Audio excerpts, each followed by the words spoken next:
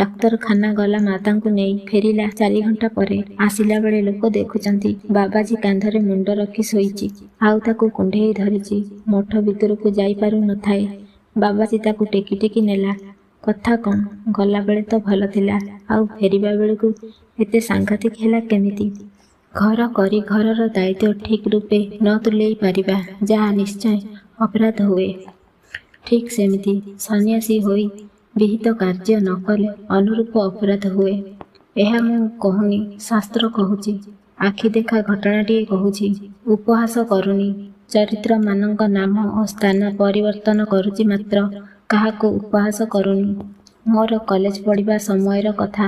ପ୍ରତି ରବିବାର ଦିନ ମୋ ବନ୍ଧୁ ରଘୁର ଗାଁକୁ ଯାଏ।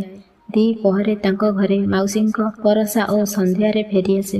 ତାଙ୍କ ଗାଁ ମୁଣ୍ଡରେ ପୁରାତନ ମଠଟିଏ ରହିଛି। ଅବଶ୍ୟ ମୁଁ କେବେ ଭିତରକୁ ଯାଇନାହିଁ। ବାହାରୁ ଦେଖିଛି ଉଚ୍ଚା ପଥର ପାଚେରୀ, ପ୍ରବେଶ ପଥରେ ପିତ୍ତଳ ଗୋପ ଲାଗିଥିବା ବଡ଼ ବଡ଼ ଜାଉଁଳି କବାଟ। ବାହାରକୁ କେବଳ ଧାଡ଼ିଏ ଚାଳ ଓ ମନ୍ଦିରର ଅଁଳା ବେଢ଼ା ଓ ପତାକା ଦେଖାଯାଏ।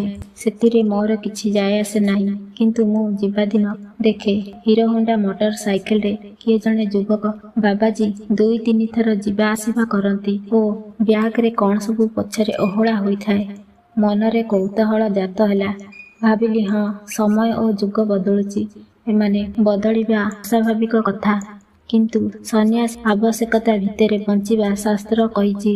ତ୍ୟାଗର ଜୀବନ ସନ୍ନ୍ୟାସ ଏଇ ପୁଣି କ'ଣ? ଦିନେ ରଘୁକୁ ପଚାରିଲି, କିରେ ବାବାଜୀଙ୍କର ମୋଟର ସାଇକେଲ କ'ଣ ଦରକାର ପଡ଼ିଲା? ଚାକିରି ଫାକିରି କରିଛନ୍ତି କି ଆଉ? ଆରେ ଇଏ ହେଲା ସ୍ମାର୍ଟ ବାବାଜୀ, ଆଧୁନିକ ଯୁଗର।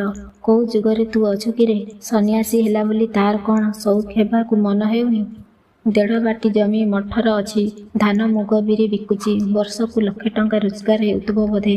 ମୁଁ କହିଲି, ସତ କଥା କହିଲୁ, ବାବାଜୀ ହେଲା ବୋଲି କ'ଣ ଅୟସ କରିବାକୁ ମନା?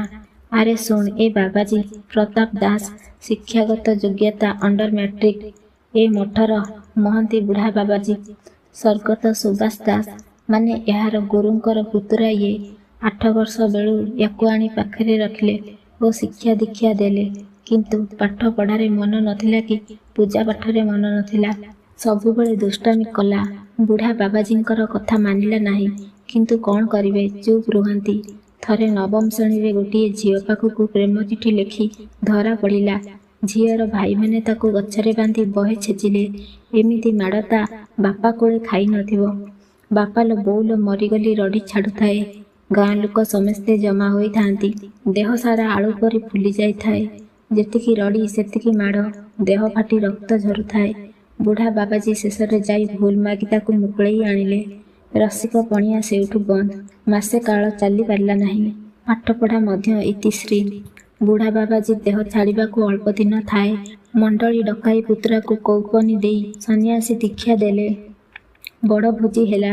ଧୁ ଆଉ ସମସ୍ତ ଗ୍ରାମବାସୀ ଭୂରି ଭୋଜନ କଲେ।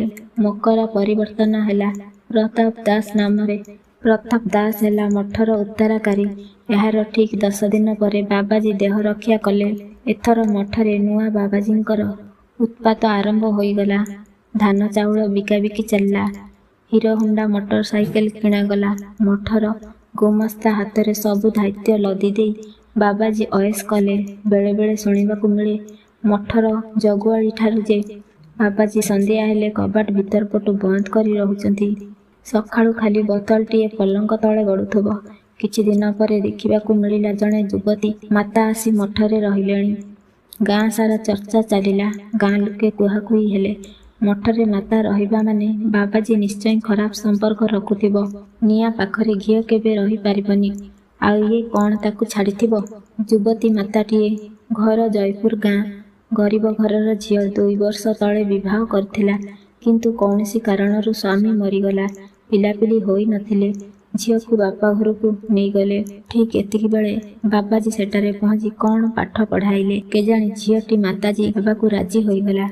ଧଳା ଶାଢ଼ି ପିନ୍ଧି, ମୁଣ୍ଡରେ ତିଳକ, ବେକରେ ତୁଳସୀ ମାଳି। ଅବଶ୍ୟ ଚେହେରାଟି ମନ୍ଦ ନୁହେଁ, ଶ୍ୟାମଳ ବର୍ଣ୍ଣ। ତାପରେ ମଠରେ ଚାଲିଲା ରାସଲୀଳା। ଦିନେ ଜଣେ ସ୍ତ୍ରୀ ଲୋକ ଭୋଗ କରିବାକୁ ମଠକୁ ଯାଇଥିଲା। ଆଉ ଯାହା ଦେଖିଲା ଆସି ଗାଁ ସାରା ଡିବି ଡିବି କରି କହିଲା। ମାତାଙ୍କୁ କୋଳରେ ବସେଇ ଗୋସାଇ ପାପା ଦେଉଥିଲା। ଆଉ ମାତା ତାକୁ ଜାବୁଡ଼ି ଧରିଥିଲା। ଅଧା ନଙ୍ଗଳା ଅବସ୍ଥାରେ ଥିଲେ। ମୋତେ ଦେଖିକି ତରବରରେ ଘର ଭିତରକୁ ପଶିଗଲେ। ଜାଣିଲୁ ଜିତୁ, ଏହାପରେ ଗାଁ ସାରା ଖାଲି ଟୁପୁର ଟାପର ବିଲୁଆ ବିଚାର ଚାଲିଲା। କିଛି ଲୋକ ବାହାରିଲେ ବାବାଜୀଙ୍କୁ ପଚାରିବା ପାଇଁ। ବାବାଜୀ ଆଗରୁ କେତେଟା ଲୋକଙ୍କୁ ପଇସାପତ୍ର ଦେଇ ହାତ କରିଥିଲା। ତେଣୁ ସେମାନେ ବିରୋଧ କଲେ। କହିଲେ ପ୍ରମାଣ କ'ଣ ଅଛି? ଜଣକ ମୁହଁରୁ ଶୁଣିବା ପ୍ରମାଣ ନୁହେଁ, ଆହୁରି ପ୍ରମାଣ ଦରକାର। ଲୋକମାନେ ଚୁପ୍ ହୋଇଗଲେ। ମୁଁ କହିଲି, ଏମିତି ହେଲେ ଦୁହିଁଙ୍କୁ ବାହା କରିଦେଲେ ଭଲ କାମଟେ ହେବ। ସାଧୁ କୂଳକୁ ନିନ୍ଦା ହେବନି କି? ବସନ୍ତୀ ସିନ୍ଧୁ କହିଲା, ଭଲ କଥା କହୁଛୁ।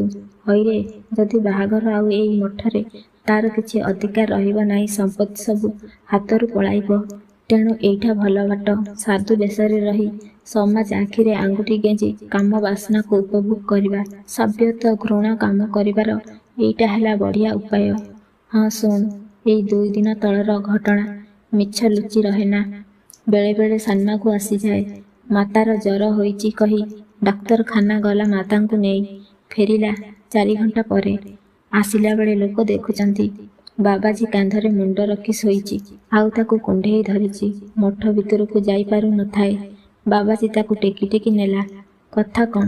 ଗଲାବେଳେ ତ ଭଲ ଥିଲା, ଆଉ ଫେରିବା ବେଳକୁ ଏତେ ସାଂଘାତିକ ହେଲା କେମିତି? ଆମ ଗାଁ ପିଲାଟିଏ ଗୋଟେ ଘରୋଇ କ୍ଲିନିକ୍ ପାଖରେ ପାନ ଦୋକାନ କରିଛି।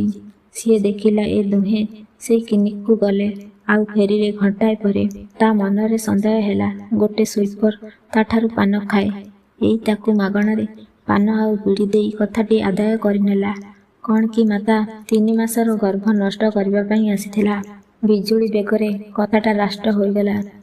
4 ଖଣ୍ଡ ମୌଜା ଲୋକ ଜାଣିଗଲେ। ସରପଞ୍ଚଙ୍କ ପାଖରେ ଗାଁ ଲୋକ ପହଞ୍ଚି ଫେରାଦ କଲେ, ଆଜ୍ଞା, ବାବାଜୀ ମାତାଙ୍କୁ ଏଠାରୁ ତଡ଼ାଯାଉ, ନହେଲେ ଆମେ ଦୁହିଁଙ୍କୁ ବାଡ଼େଇ ବାଡ଼େଇ ମଠରୁ ବାହାର କରିବୁ। ତା ପରଦିନ ପଞ୍ଚାୟତ ସଭା ବସିଲା। ବାବାଜୀ ସରପଞ୍ଚଙ୍କ କୌଣସି ଉତ୍ତର ଦେଇପାରିଲା ନାହିଁ, କାରଣ ପାନ ଦୋକାନୀ ଓ ସେ ସୁଇପର ସାକ୍ଷୀ ଦେଲେ। ସମସ୍ତ ଭଦ୍ରଲୋକମାନେ ନିଷ୍ପତ୍ତି ନେଇ ଦୁହିଁଙ୍କୁ ମଠରୁ ବହିଷ୍କାର ଆଦେଶ ଦେଲେ। ଆଉ ଆଜି ଦୁହିଁଙ୍କର ବିଦାୟ ନେବାର ଦିନ। ଗାଁ ଲୋକେ ପୁରୀରେ କେଉଁ ମଠରୁ ଜଣେ ବୟସ୍କ ବାବାଜୀ ଆଣିଛନ୍ତି, ତାଙ୍କୁ ମୋହନ କରାଯିବ। କିଛି ଲୋକ ଦେଖିବାକୁ ପାଇଲେ ମାତାଙ୍କୁ ନେଇ ଗଲାବେଳେ ଏକ ଆମ୍ବଗଛ ମୂଳରେ ବାବାଜୀ ଓ ମାତା ଦୁହେଁ କାନ୍ଦୁଥିବାର। ବୋଧେ ବାବାଜୀ ଭିତରେ କିଛି ଅନୁତାପ ଆସିଲା ନିଜ କଲା କର୍ମ ପାଇଁ। ବହୁତ ସମୟ ପର୍ଯ୍ୟନ୍ତ କାନ୍ଦୁଥିଲା। ମୁଁ ସବୁ କଥା ଶୁଣି କହିଲି, ଭଲ ହେଲା, ନୁଙ୍ଗୁଡ଼ା ପ୍ରତି ଉଚିତ ଦଣ୍ଡ ବିଧାନ ହୋଇଛି। ପରେ ଶୁଣିବାକୁ ମିଳିଲା, ବାବାଜୀ ଗଲାବେଳେ ଦାନ ସୂତ୍ରରେ ମିଳିଥିବା 2 କିଲୋ ଉପରେ ସୁନା ଆଉ ଲକ୍ଷେ ପାଖାପାଖି ଟଙ୍କା ଲୁଗା ଗଣ୍ଠି ଭିତରେ ଲୁଚାଇ ନେଇ ଯାଇଛି।